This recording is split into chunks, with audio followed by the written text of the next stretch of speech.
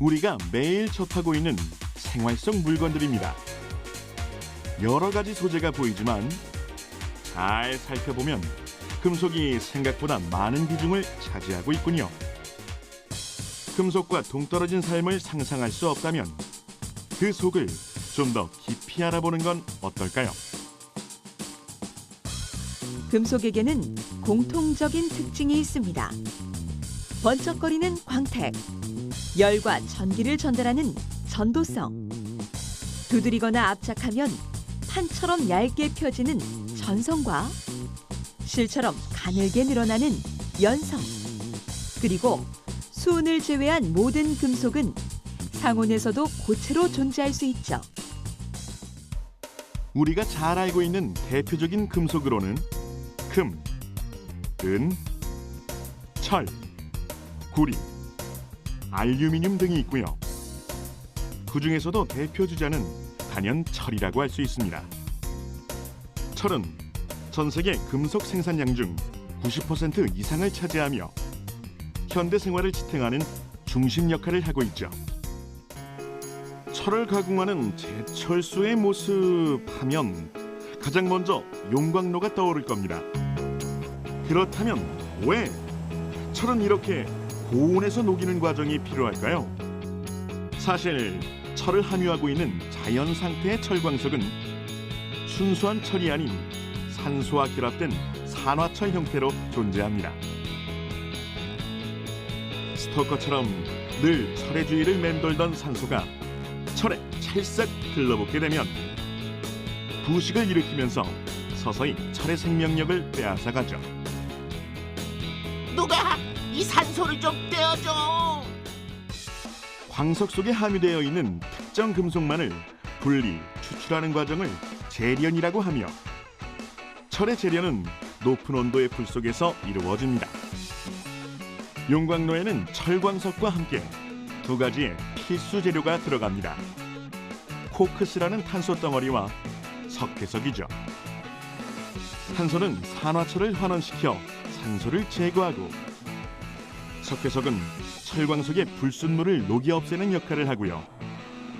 그리고 이 과정에서 또 하나의 매우 중요한 현상이 일어나는데요. 순수하게 남은 철의 결정구조 사이사이로 탄소가 비집고 들어가 철과 한 몸이 된다는 것. 두둥! 철의 운명이 바로 여기서 결정됩니다. 철에 탄소가 들어가면 철의 모양이 잘 변형되지 않는, 한마디로 단단한 성질로 바뀌게 되는데 탄소 함량이 높을수록 강도도 더 높아진다고 합니다. 용광로에서 산소와 불순물을 제거한 후 가장 먼저 얻어지는 철에는 탄소가 약 2에서 4.5% 포함되는데요. 이것이 바로 선철, 즉 무쇠고요. 탄소 함량이 0.035% 이하의 극미량이면 알루미늄보다 무른 순수한 철, 순철이 됩니다. 그리고 이 둘의 중간쯤 0.08에서 2%의 탄소를 포함하면 철과 탄소의 합금, 탄소강이 만들어지죠. 탄소강은 다시 함량에 따라 극저탄소강부터 고탄소강까지 4단계로 분리되는데, 특히 고탄소강은 자동차 부품에서 주 활약을 하고 있습니다. 자동 변속기, 조향장치, 호스 클램프, 그리고 생명을 보호해야 하는 안전벨트의 버클까지 주로 경도가 높아야 하는 부품들에 고탄소강이 쓰이고 있죠. 단단한 성질의 고탄소광은 그 자체로는 성형을 할 수 없기 때문에 용도에 맞춰 쉽게 다루기 위해선 철강 재료의 약점인 열을 이용하여 연하게 만들어야 합니다. 성형이 끝나면 또다시 열 처리를 통해 가장 단단한 상태로 만드는 것이 핵심인데요. 특정 온도에서 일정 시간 달군 철강을 물이나 기름에 넣어 빠르게 냉각하는 퀸칭으로 재료의 경도를 높이거나, 퀸칭 후 너무 강해져 깨지기 쉬운 상태가 되었다면 템퍼링 공정을 통해 다시 연성과 인성을 부과하여 전보다 유연하게 만들 수도 있습니다. 철강의 강도와 연성을 확인하는 인장 실험. 너무 무르면 쉽게 변형되고 너무 강하면 충격에 쉽게 부러지는 보기와는 달리 엄청 민감한 녀석인데요. 같은 성분이라도 열 처리 방법에 따라 조직이 크게 달라질 수 있기 때문에 용도에 맞는 최적의 상태를 찾는 것이 철강을 가장 잘 활용할 수 있는 핵심이라고 할 수 있습니다. 열 처리를 어떤 식으로 하느냐에 따라서 얘 미세 조직을 어떤 식으로 우리가 컨트롤할 수 있고, 이 미세 조직을 어떤 식으로 컨트롤하느냐에 따라서 얘의 물성들이나 기계적 특성들이 어떤 식으로 이제 변해갈 수 있느냐, 이제 그걸 이제 좌우하게 되는데요. 특정한 고탄소강 하나라 하더라도 얘가 최종적으로 어느 부위에 어떤 식으로 쓰이느냐에 따라서, 그래서 이제 그쪽에서의 요구 특성이 어떠냐에 따라서 열 처리는 다양하게 이제 진행될 수 있는 게 되고요. 그래서 이제 그게 이제 열 처리 이제 기술이라고 할 수 있겠죠. 예.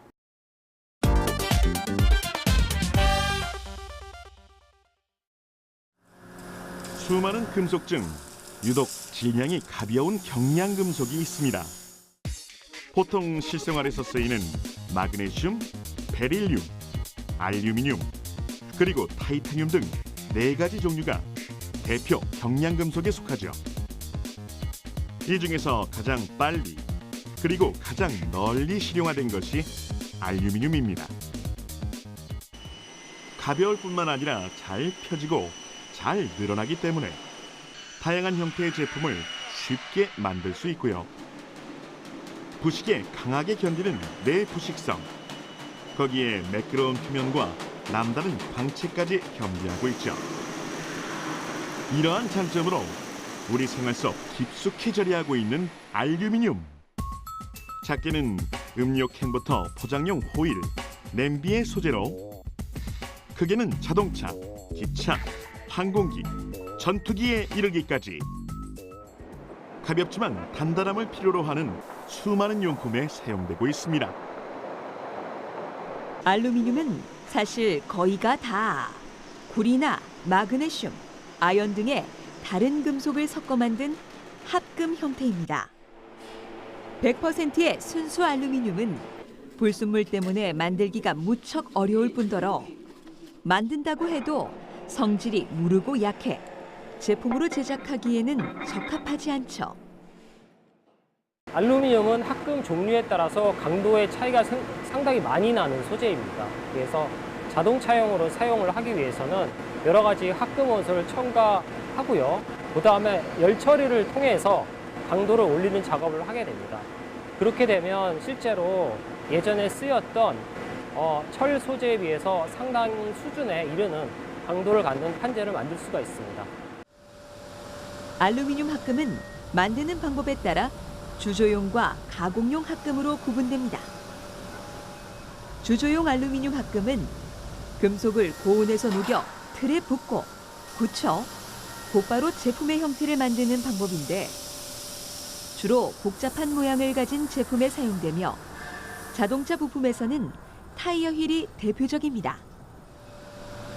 합금을 틀에 부었을 때 잘 채워지는 유동성을 높이기 위해 실리콘을 합금 원소로 포함하고 있고요. 마그네슘, 아연 등을 포함한 가공용 알루미늄 합금은 금속을 강한 힘으로 펴거나 두들기거나 압출하여 일정한 모양의 봉, 판, 선 등을 만들죠. 가공 알루미늄 합금으로 제품을 만들기 위해서는 먼저 두꺼운 알루미늄을 판재 형태로 얇게 펴야 합니다. 밀가루 반죽을 밀듯 두 개의 롤러 사이로 금속을 통과시켜 얇게 펴는 압연 과정인데요. 금속의 두께를 줄이는 동시에 미세 조직의 성질이 변하면서 강도가 더 세지는 효과가 있으며, 이렇게 더 단단해진 알루미늄 판재는 자동차의 외판 등에 사용됩니다. 주조용과 가공용의 알루미늄 합금은 한 제품에서도 각각의 성질에 따라 다양한 곳에 적용됩니다. 그런데 문제는 이처럼 다른 물질의 합금으로 이루어진 제품을 재활용할 시, 그러니까 폐차량 한 대를 재활용하는 과정에서 주조용 합금과 가공용 합금의 부품을 따로 분류하는 것이 어렵다는 것입니다. 철과 알루미늄을 구분하는 것은 쉽지만 같은 알루미늄 합금에서 다른 성분을 분류하는 것은 간단한 문제가 아니죠. 그렇다고 이들을 함께 녹여 재활용하게 되면 제품의 질이 떨어지기 때문에 주조형과 가공형의 성질은 유지하면서 동일한 물질을 추가할 수 있는 신합금 알루미늄 개발이 필요한데요. 재료연구소에서는 알루미늄의 미량의 실리콘과 마그네슘 등 포함 물질의 수많은 조합을 거듭하여 그 실마리를 찾아가고 있습니다. 참을 수 없는 금속의 가벼움. 알루미늄보다 강도가 월등히 높고 바닷물에서도 녹이 슬지 않으며 인체 내부에서도 전혀 부작용을 일으키지 않는 타이타늄입니다. 금속 중 질량 대비 강도가 가장 강하며 밀도는 항철의 절반에 불과하죠. 타이타늄 역시 앞선 금속처럼 순수 타이타늄과 다른 금속들을 섞어 만든 타이타늄 합금으로 나뉩니다. 순수 타이타늄은 순수 알루미늄이나 순수 철보다 기본 강도가 높아 그 자체로도 활용이 가능하지만 역시나 효율성은 합금이 뛰어나죠. 생활용품에서는 골프 클럽이 독보적인데요. 특히 타이타늄 소재의 아이언 골프 헤드는 골프 헤드의 기준이 될 정도로 보편화되었습니다. 타이타늄은 생체 적합성도 탁월합니다. 치과 임플란트, 인공관절, 인공심장박동 조절기 등에서 활약 중이며 사람의 뼈에 쉽게 적응하고 우리의 면역계가 거부 반응을 보이지 않아 타이타늄의 체내 이식이 활발히 이루어지고 있죠. 인체를 이루고 있는 기본 단위가 세포이듯이 금속을 이루고 있는 단위를 결정이라고 합니다. 보통 결정의 크기는 머리카락 굵기 정도인데 이보다 5만 배 작은 크기를 나노라고 합니다. 타이타늄의 결정 크기를 나노 사이즈로 작게 만들면 예측하기 어려울 정도의 특성이 발휘될 수 있다고도 하는군요. 금속의 미세 결정을 나노 단위로 작게 만들면 이 구조물의 강도가 크게 향상되어서 우리가 실생활에 지진이 일어나도 건물이 무너지지 않는다든지 항공우주 산업이나 에너지 발전 그리고 의료용 그 생체 부품의 수명을 크게 향상시킬 수가 있게 됩니다.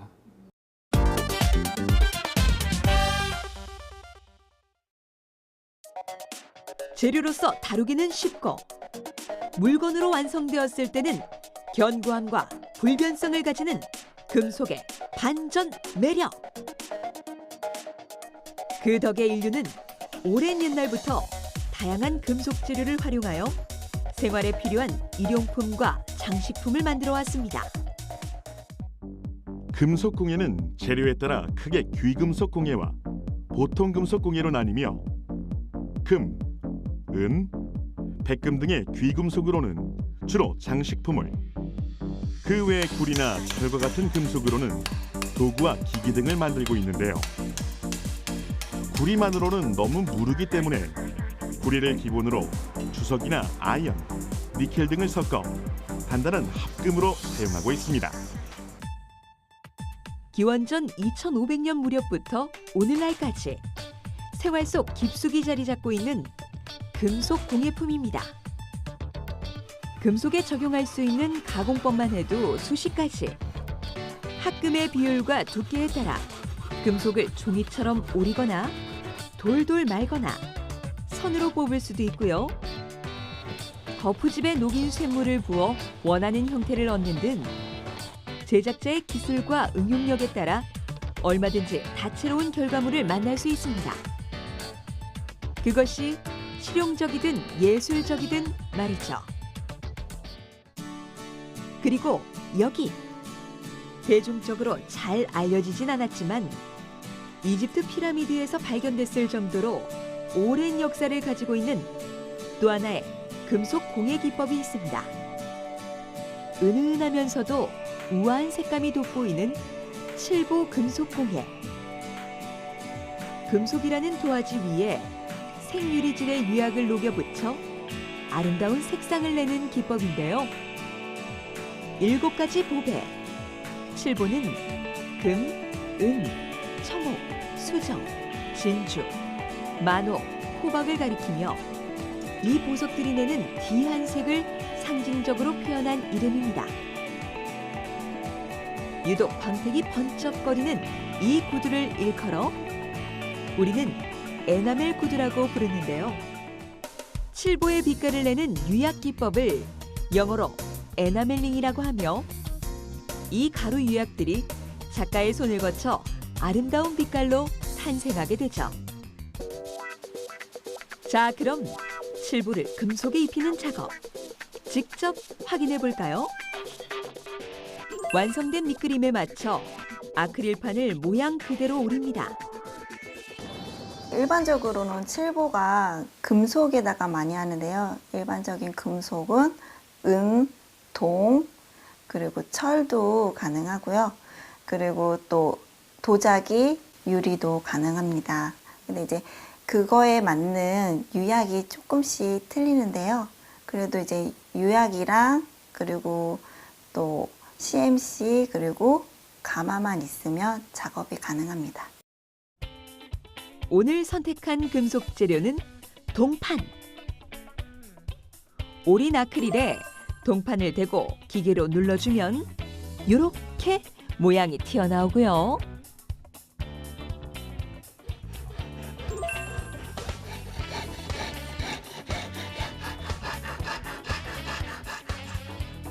자른 동판은 그대로 가마 속으로 직행. 금속 표면에 있는 산화 피막을 제거하는 단계인데요. 이를 제거해야 금속의 내구성이 좋아지고 부식에 강해진다고 합니다. 열 처리한 동판을 물에 담그자 우르르 떨어져 나가는 산화물. 한마디로 금속이 때를 벗기는 거라고 할 수 있겠죠. 말끔한 몸이 된 동판에 이제 유약을 입히겠습니다. 백색 유약을 입은 동판은 다시 가마로 들어가 약 섭씨 800도에서 유약을 녹이는 소성 단계를 거치는데요. 색깔의 디자인에 따라 여러 번 소성을 반복해야 합니다. 저희가 금속에다가 칠보를 하는 이유가요.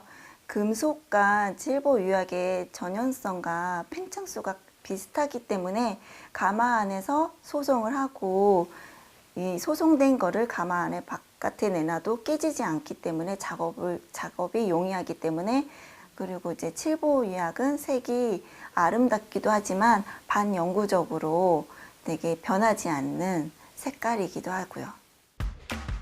마치 코팅된 것처럼 금속에 녹아 착 달라붙은 유약. 동판에 칙칙하면서 광채나는 도자기 피부로 완벽히 변신했습니다. 마지막으로 회화용 유약으로 그림을 그려넣은 후 열 처리로 마무리하면 칠보 금속 공예품 완성! 금속의 차가움과 칠보의 따뜻함을 지닌 또 하나의 보석이 탄생했습니다.